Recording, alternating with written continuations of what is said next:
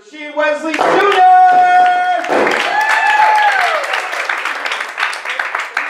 How's it going, everybody? Good to be doing live comedy again, man. I love doing comedy because it answers two questions that I'm tired of people asking me. Yes, my mom had a drinking problem, and no, I'm not over it. So we're going to start up here. You know, and like during the pandemic, everybody's worried about their parents. But honestly, if my parents didn't kill each other, COVID ain't gonna do shit, so I ain't worried. See, the thing is, my parents don't look like they go together visually speaking.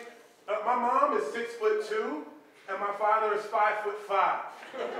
So it looks like Kevin Hart matched with Medea on Tinder. It's weird, so y'all see it. You know, like watching them kiss and seeing what would have happened if that T-Rex had actually caught Jeff Goldblum in Jurassic Park. And my friends never believe that they're actually a couple. It's like, nah, this ain't real. Like, nobody wants to be here because they're here. Like, no. This is an arranged marriage between the only black Smurf and the angry tree that he lives in. Like, it's, you know what I'm saying? It's bad. Y'all laughing. You'll be 12 years old and get yelled at by a woman who looks like she's won WrestleMania 4 years running. And then she just goes, I'm going to tell your father, and he pops out a book bag. Like, no.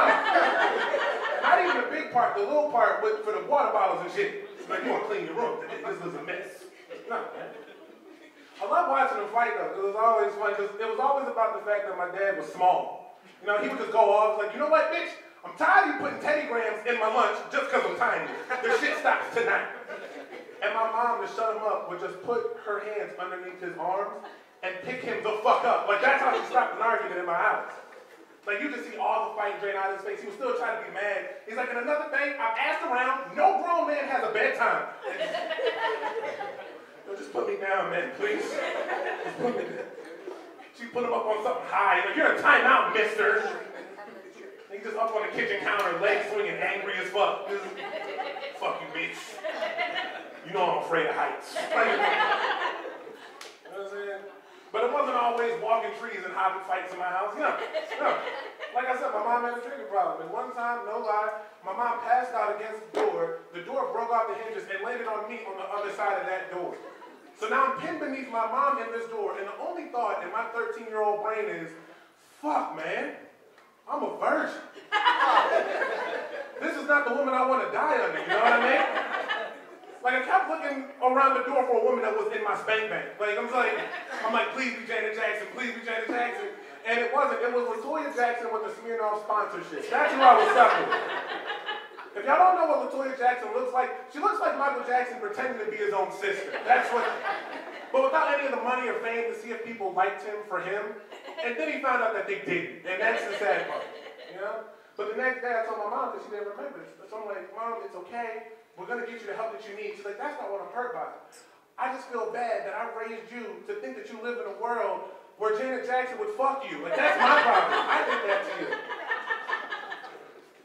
Hurt, man.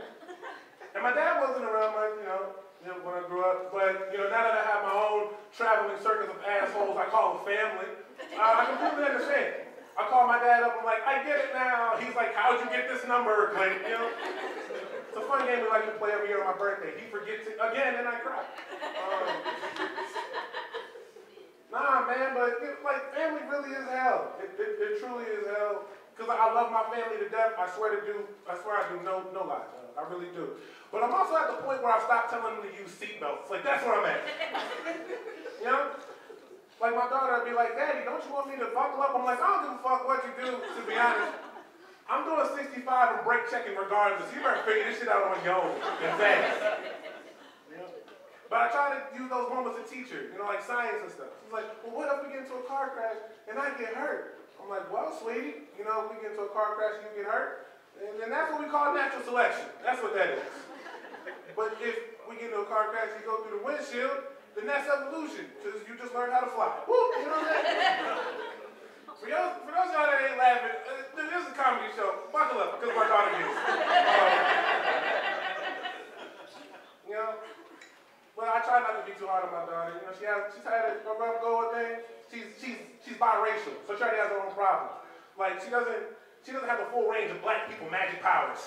You know, like so she's mixed. So she doesn't have black girl magic. She has black girl sleight of hand. You know, like now I don't. Where'd it go? so I try to be nice to her. But before I get out of here, I have one last thing to tell you, but I hate when comedians go like, I'll leave you with this. I hate that shit. You know, because they're preparing you for them to leave you, right? And if my dad didn't do it for me, why the fuck should I do it for you? So I'm gonna leave you like my dad left me. Look, man, your mama tripping, okay? I don't need this shit. I'm out. Peace.